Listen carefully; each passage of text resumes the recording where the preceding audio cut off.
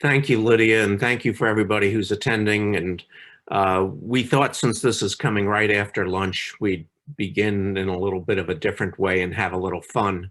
Many of you may have seen this piece of art by Rene Magritte, who I think was an absurdist modernist of the 20th century.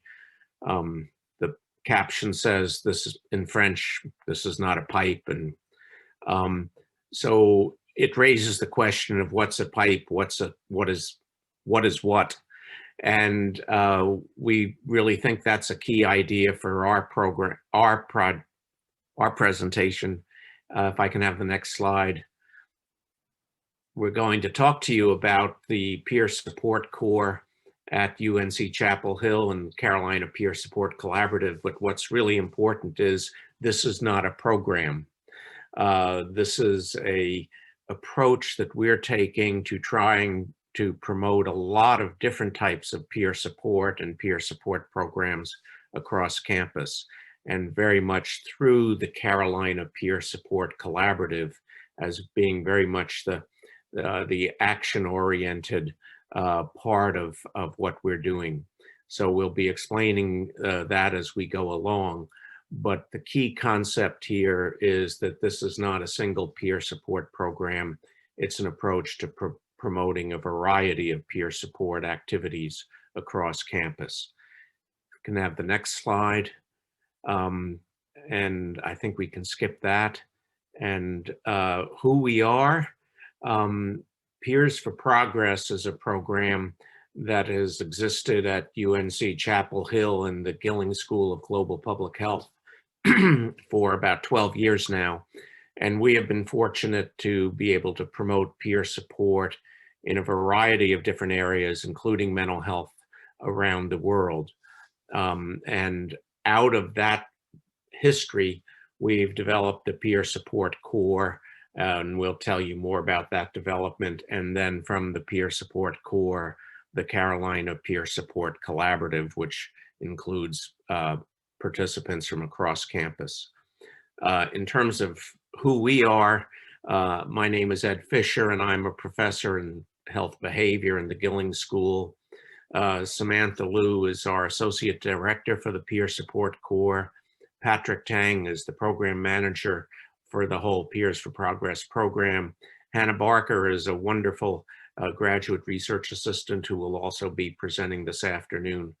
And Debbie Clark, we need to give credit to, is our liaison to the Provost's office at UNC Chapel Hill. Next slide. So Hannah is going to tell us about some of the programs that have been developed through this work. Yes, thank you for the introduction.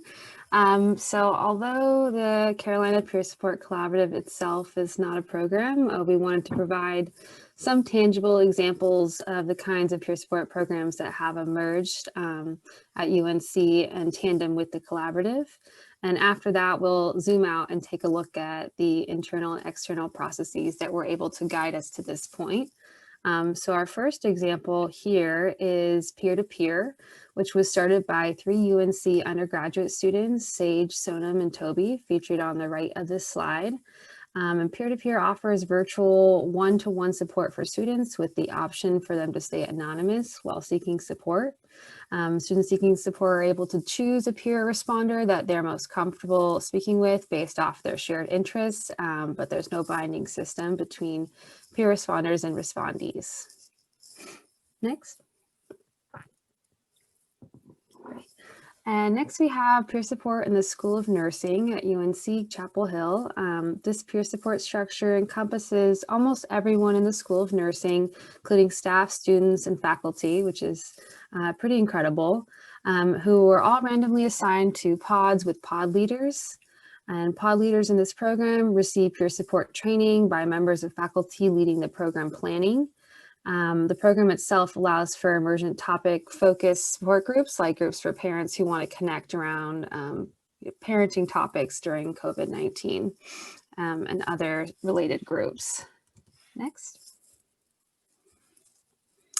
So another peer support program on campus has emerged in the School of Medicine. Shout out to Michelle, who I think is here, is School of Medicine. School of Medicine has enhanced existing student leadership structures and roles to create their peer support advocates program. They have successfully built on the existing infrastructure of peer leadership and work to strengthen student leadership with faculty advisor support. And next slide.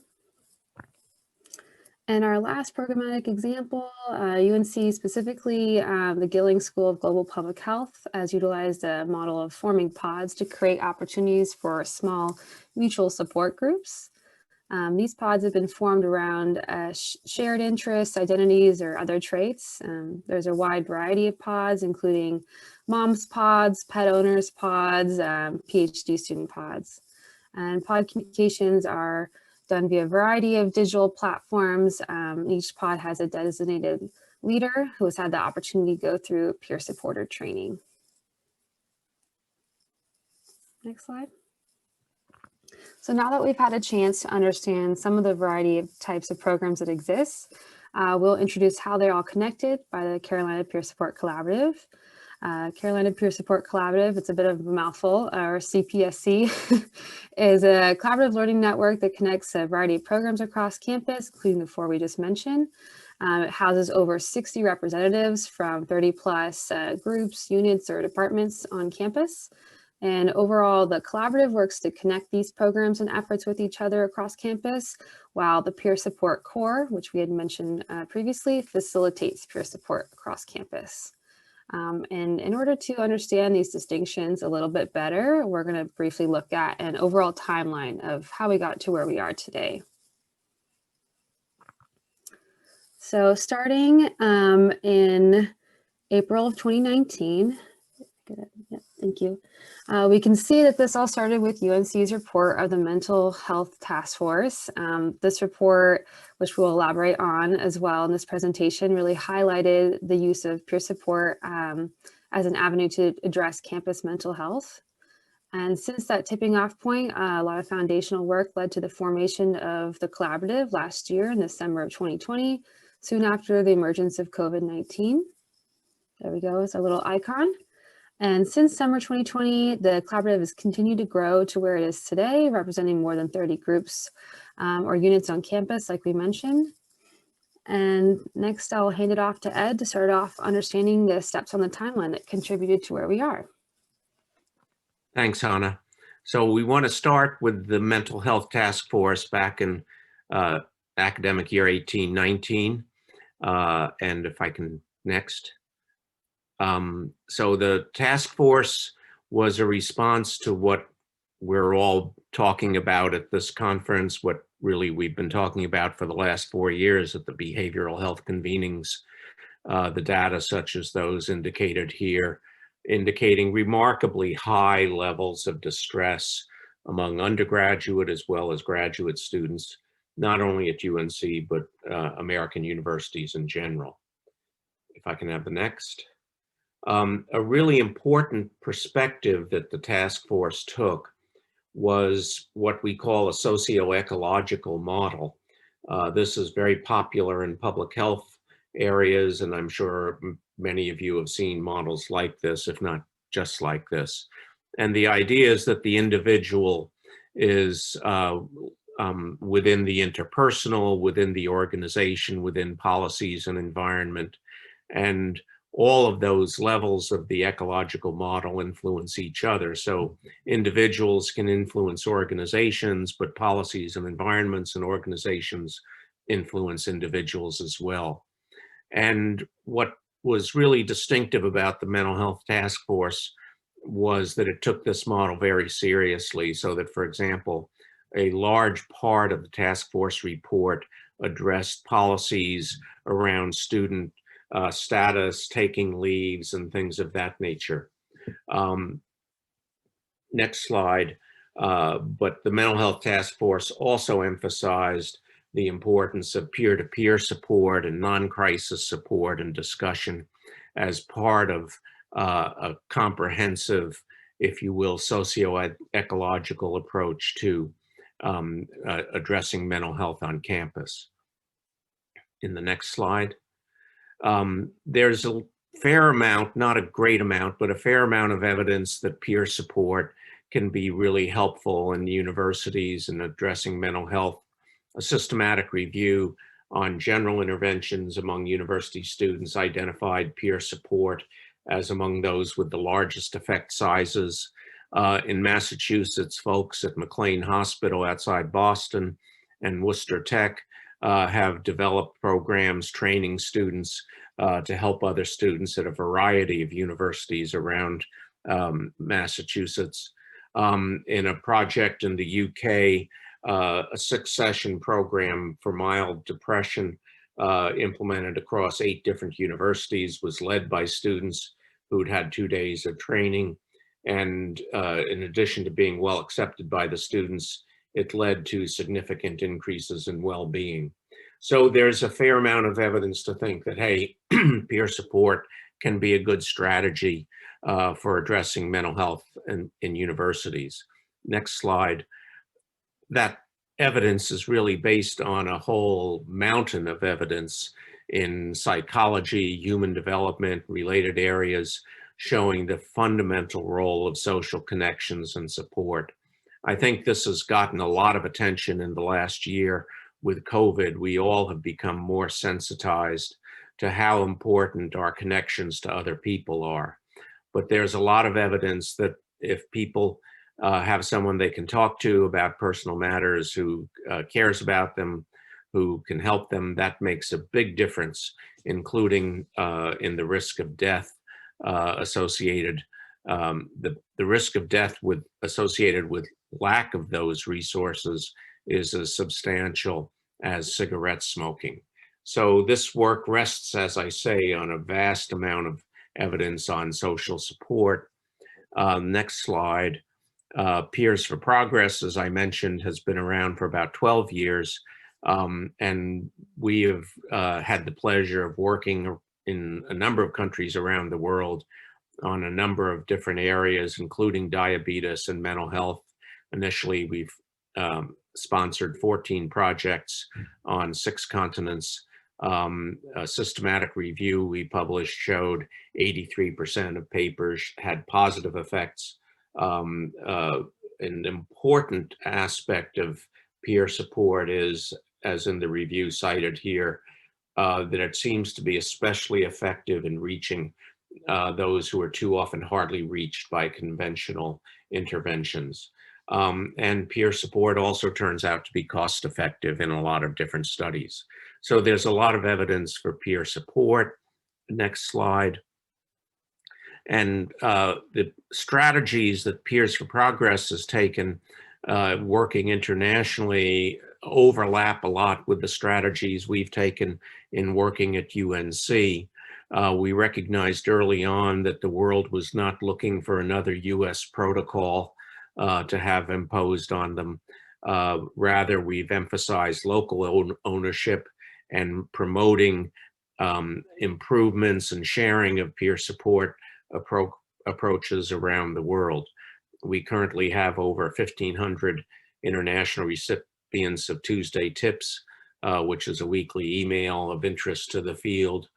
And an important strategy, again, that is apparent in our work at UNC is the idea that peer support is a continuum. There's no one true peer support.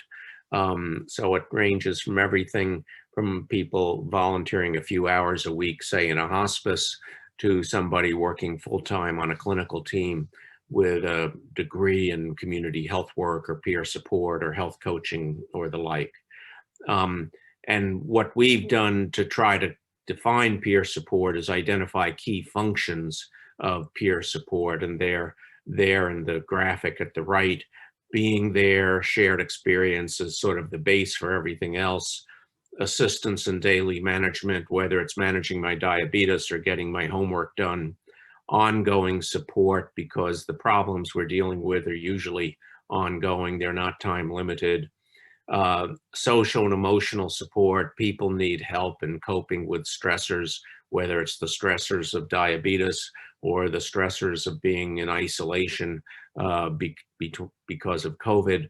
And finally, linkage to clinical and community resources. People need help in getting the resources that can help them get through their daily lives. So those are the key functions that peer support entails, and how they get used is very much dependent on the individual program, the setting, the people for whom the program is intended, etc. The next. Just one final source for this.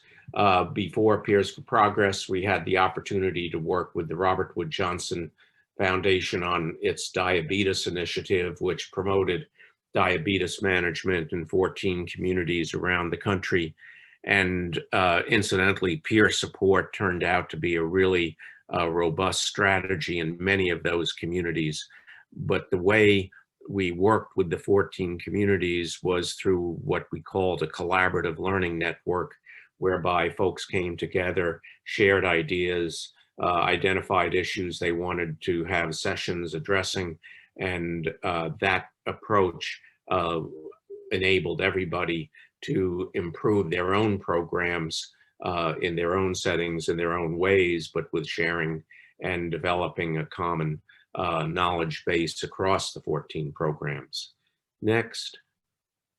So, and finally, leading up to the work that Hannah and Samantha are going to tell you more about, surveying and understanding peer support at UNC Chapel Hill.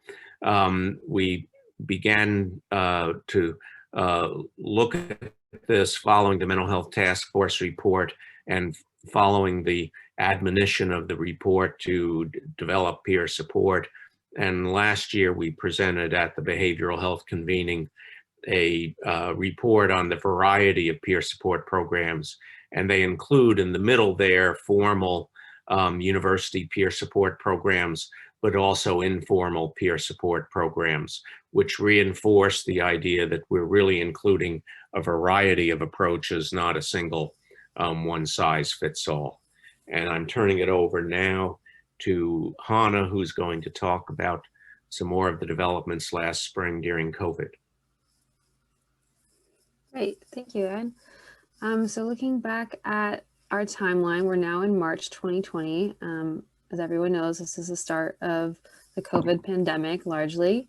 And at this point, UNC Chapel Hill operations moved online, beginning with an extended spring break and a full transition to remote instruction on March 23rd, 2020. The initial university response was heavily focused on physical health and infection, but shortly after, we became increasingly concerned with mental health of students, staff, and faculty, largely due to a perceived increase in stress and isolation. Next.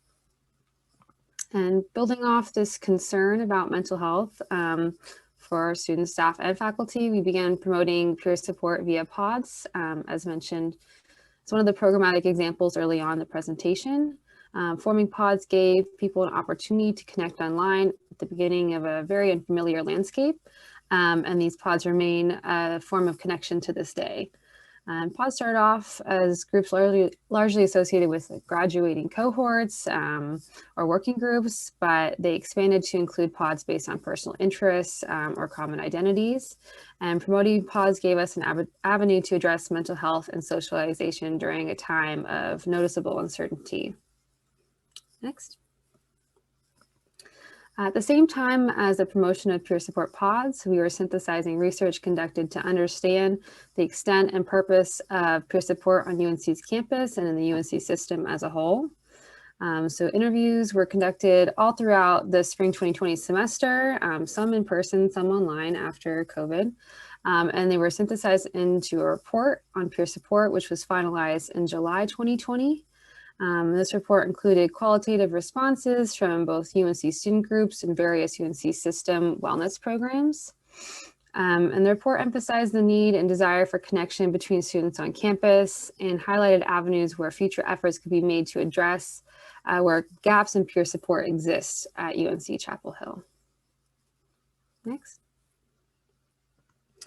Simultaneously, we continue to push support socialization at this time and began to develop online webinars. And one of them is listed here, which we can see the name is How to Be a Supportive Friend During COVID-19. Other webinars that were offered also touched on how to develop peer support programs and how to be a peer supporter. These webinars can still be found and accessed on the Peers for Progress website for public viewing. And heading back into April 2020 on our timeline, I'm going to hand it back to Ed. Thank you.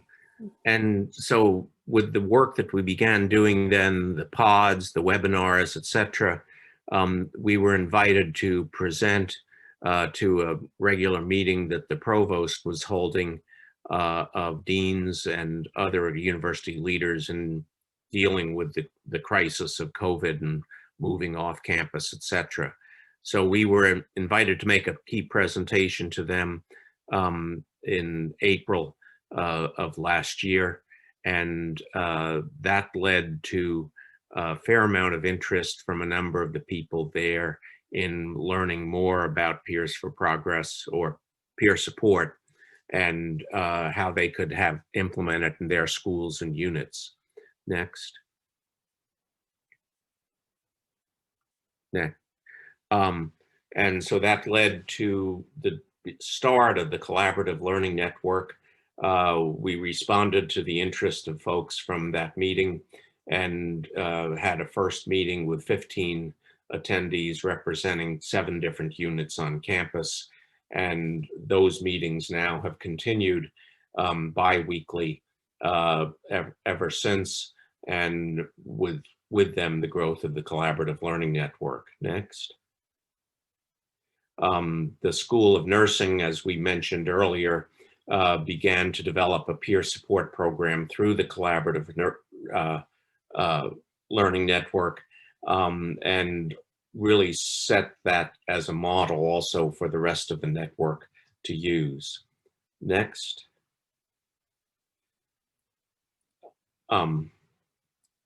And next, please. So I think this is back to you, Hannah. I've got it from here. Actually, no worries. In the summer of 2020, that's when we started really strengthening these collaborations across campus. One of these was through peer-to-peer, the program that Hannah talked about earlier, which is the one-to-one peer support for students on campus. One of the student founders of this group was actually a former student of Dr. Fisher's in his peer support course. And so he pivoted an original idea that he had towards supporting his fellow students during the COVID-19 pandemic response. And so during the summertime, they were building their structures and thinking about training, which we helped them with as a group. Also at the same time, the University Communications folks were convening with public health experts around how best to communicate and message social distancing on campus. At this time, we also got involved and started advocating for mental health messaging as well. Out of that came a subgroup of this collaboration and this public health education working group, and materials much like the one shown here, which is a short video aimed at everyone across campus to really check in with themselves on their kind of stressors throughout the day and what's going on. And also that summer, in direct response to the killing of George Floyd and the movement for Black Lives, we knew that we needed to hold explicit discussions with our collaborators and within our collaborative learning network about what everyone thought the role of peer support was in dismantling racism and whether or not they thought it had a role. Out of those conversations, our decision was that we did think that peer support has a role in dismantling racism and addressing inequity across our campus. And so then we decided to explicitly adopt that as objectives and strategies into everything that we were doing moving forward. We had some basis for this in the past, as Dr. Fisher mentioned earlier. Peer support has been known to reach those who are hardly reached, and so setting a precedent for working on social determinants of health and thinking about social justice and grassroots movements in this work. And finally, at the end of the summer, the Collaborative Learning Network chose a name for itself, and that name is the Carolina Peer Support Collaborative. They also chose their own logo, and this was important in kind of creating the identity of the group and giving ownership to everyone who participated. Also at this time, we had about 37 individuals who were representing 13 units and groups across campus. Moving into the fall, we received funding and support for the work that we were doing via our provost office, the School of Public Health, and the Department of Health Behavior at UNC Chapel Hill. This funding was just for some staff time and our graduate research assistant, Hannah, and her time, and is helpful in really pushing the work forward and growing it, as you'll see.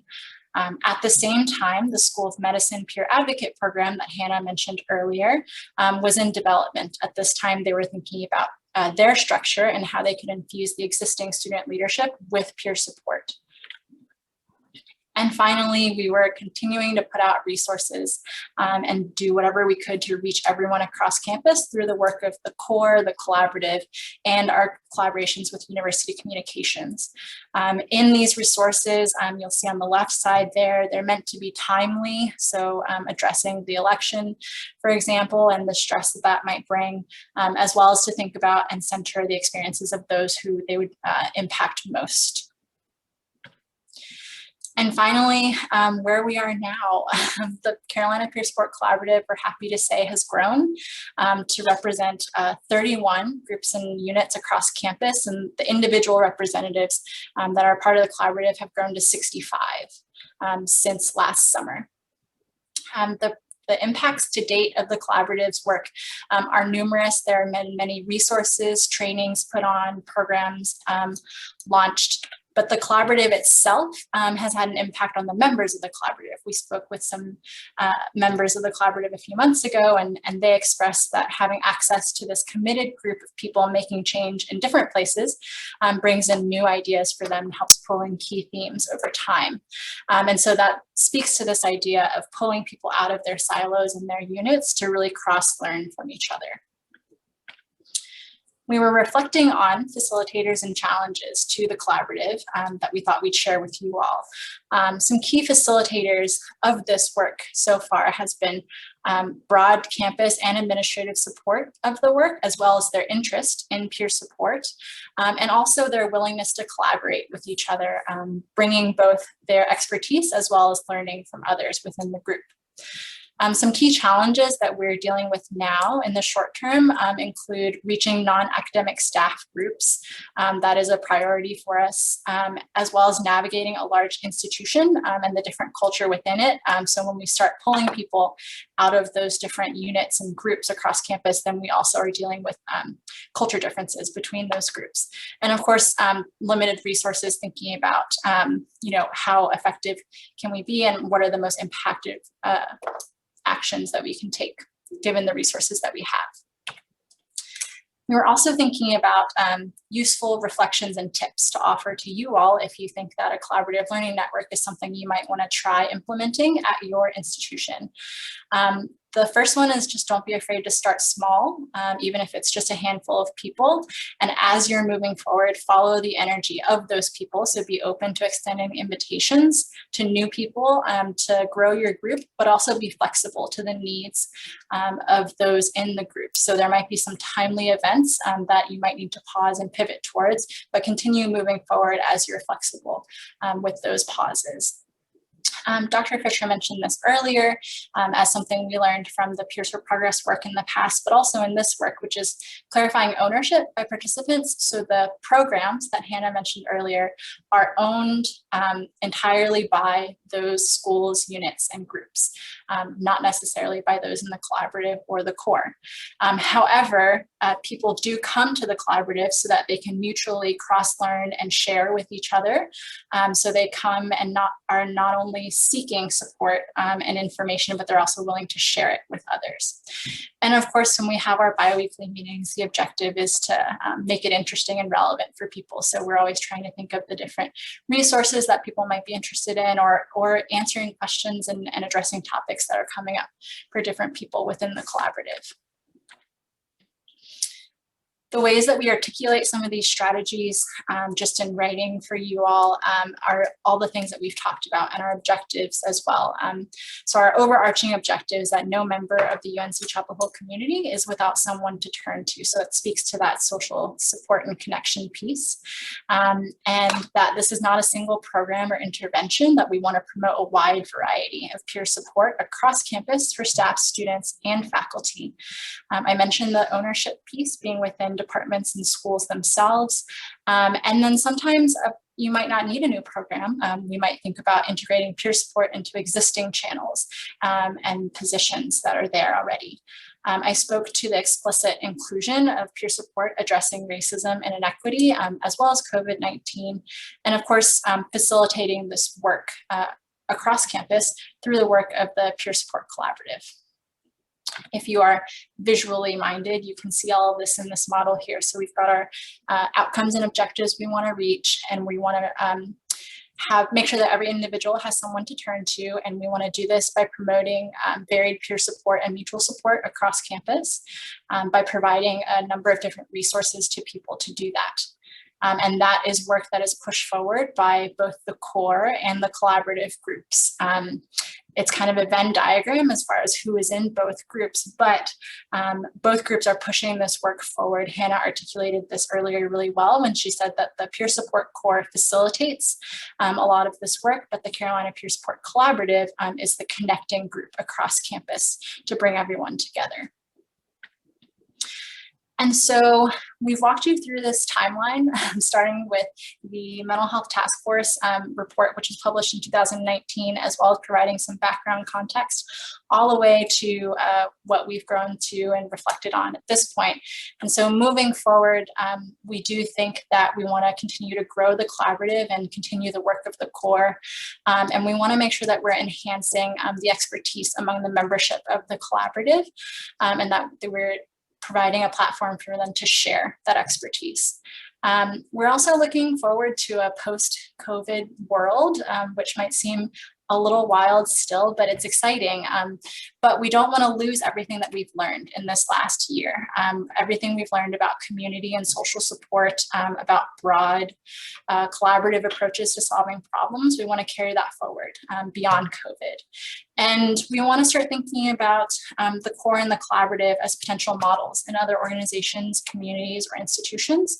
Are these useful models for other people to use in their own work? So bringing this back to what Dr. Fisher was saying earlier, the Carolina Peer Support Collaborative and the UNC Peer Support Core are not programs themselves, but they work to promote peer support programs across campus, which all seek to improve the mental health of those around them. And we need all of these different programs because not a single program is going to bring about a mentally healthy culture, which is what we need. There's been calls for culture shift nationally through the National Academies of Sciences, Engineering, and Medicine for students. They're calling for institutions of higher education to have culture that accepts and supports students who are experiencing problems. And not just for students, we're also seeing for faculty and staff employees through the American Psychological Association calls for employers to create environments for their workers that are a little more mentally healthy as well. So thank you all for attending our presentation and listening. We've got our contact information there on the left. We're happy to take questions, share slides. You can find all the resources that we mentioned on our website. You can go to that URL or scan the QR code. And finally, the collaborators that we work with in the Peer Support Collaborative, some will be presenting over the course of the convening today and on March 16th. You can see their presentations on the right-hand side. And these are highlighting those programs specifically that Hannah mentioned in the very beginning of our presentation.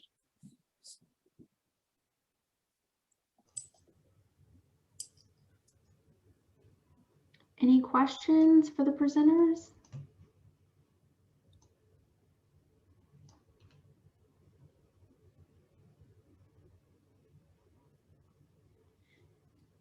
Okay, I counted to 15 in my head. So feel free to, we'll hang out for a little bit. Feel free to ask any questions in the chat or to any of the presenters. Thank you so much, No, UNC Chapel Hill, for Lydia, Lydia. Lydia, Yes, Dr. Fisher. let's have some more discussion. Sure, absolutely. There's plenty of time left, so please. Yeah, so I think we could talk a little bit more about how the collaborative has worked. Samantha mentioned at the end that one of the things we want to do is not be focused just on students, but to include staff and faculty in peer support on campus.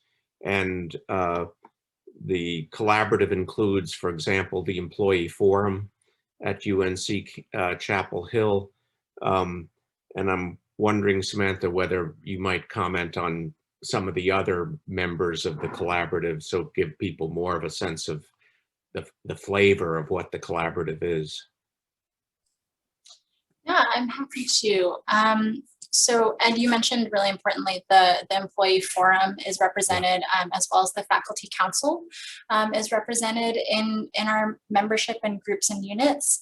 And so that brings in that element of the employee side and not just focusing on students, but other people who are in the collaborative are also thinking broadly about how they can integrate faculty and staff as well as students into what they're doing. So the examples that Hannah talked about, that would be the School of Nursing.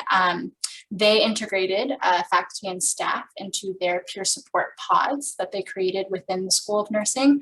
And then it wasn't an example that Hannah mentioned, but speaking at the convening today actually is the School of Pharmacy at UNC, and they are also actively integrating their faculty into their peer support programs. And we've got some other groups on campus who are doing that as well. So we are thinking very broadly. And when we say students, we're not just thinking about undergraduate students, even though that is the, the highest number of people on our campus, but also thinking about graduate and professional students and what their unique needs are, in addition to international students and those folks. And I think another really important feature of the collaborative that can't be overstated is how much we've tried to be responsive in meetings to the experience and the interests of the collaborative members themselves. Most striking to me, in thinking back over the last, it's been almost a year, we had a meeting scheduled shortly after the murder of George Floyd. And we went ahead and held that meeting, and it turned out to be just a very, very rich meeting. We went way over time, and there was a tremendous level of sharing about feelings and anger, concerns about the murder of George Floyd. And I think that did two things. One, it really made clear that the collaborative was for the members of the collaborative and where they are. The collaborative is not for an a priori agenda.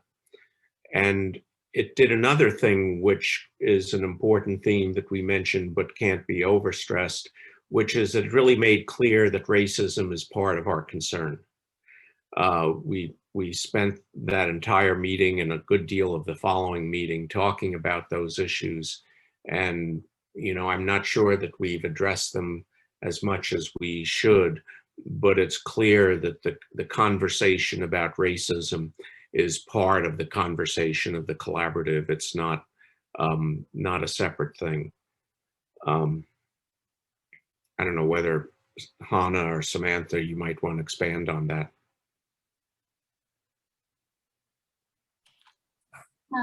Yeah, I can add to that last piece, Ed, which is it's been difficult to articulate some of that as well for us in our group because we see racism and addressing equity as woven into our work and not as a separate piece. So explicitly, we can think about us trying to address those by reaching groups of people who have been historically marginalized or underrepresented, whether that's Black, Indigenous people of color, whether it's LGBTQ folks, but also thinking implicitly.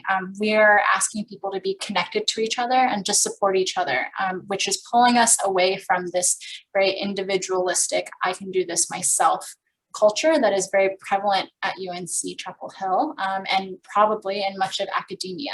And so that's moving us away from these systems that continue to kind of uphold individuals over the group.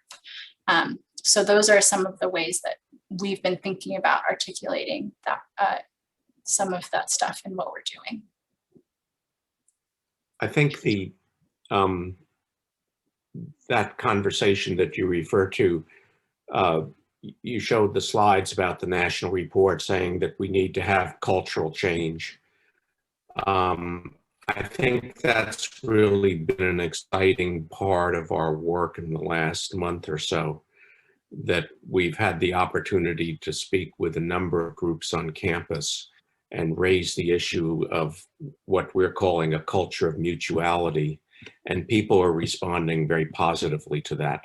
It's not that individual achievement is wrong or needs to be phased out or anything like that, but the idea that we need to balance individual achievement and the pursuit of excellence with also a culture of mutuality.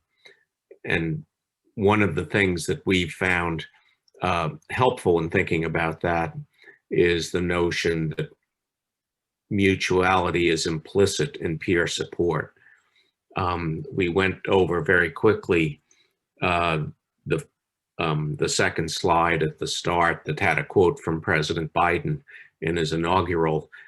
Sometimes you need help, and the next day you may be giving help, and that notion of peer support, that we all can give help to each other. We all have things to offer each other, but we all need help from each other. That implicit character of peer support lends itself to a culture of mutuality, which we think is an important thing to promote through universities, integrated with emphasis on individual achievement and excellence. There was a question in the chat from Jill, who wanted to know what was the overall demographic representation of the peer groups. I'm going to try to address that, Hannah or Ed, if you want to jump in. Jill, it sounds like you, I think Sure. What you're asking is that, so we've got, like I said, faculty, students, and staff who are involved in different peer groups across campus.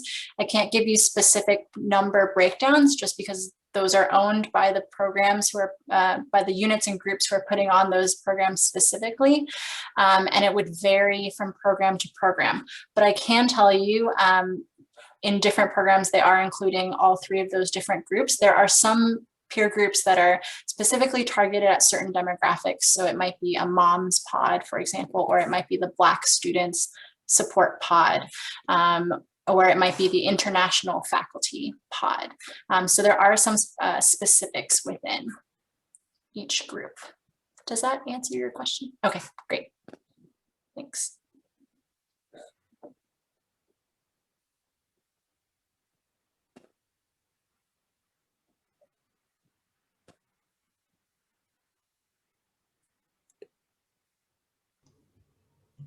So we have about 5 minutes left for any other questions or discussion.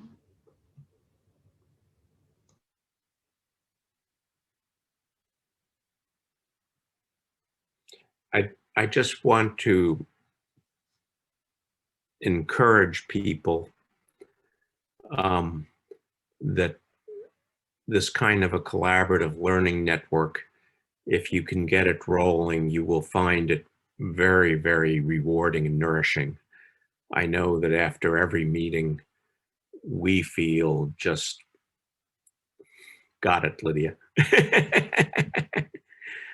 I don't think we need to worry. I know that after every meeting, we feel really elevated and high from the the spirit of the group. And so it's really, as I say, it paying attention to the process of clarifying that ownership is with the group, really really brings great rewards in terms of the energy and the good nature and the camaraderie among the group members.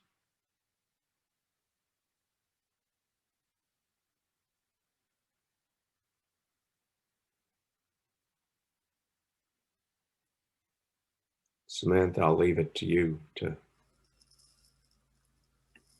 Or Hannah, did you want to say something?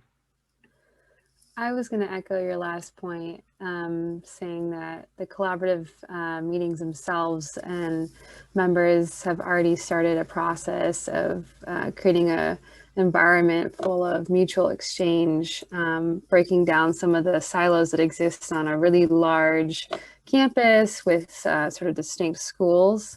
I think it's allowed connections that may have never existed if this collaborative wasn't formed, and every member brings something unique and special to the group. And sometimes we have members that will fluctuate attendance, but usually we're seeing that they're coming back at some point, which means that there's something drawing them back, which is a great thing. Is.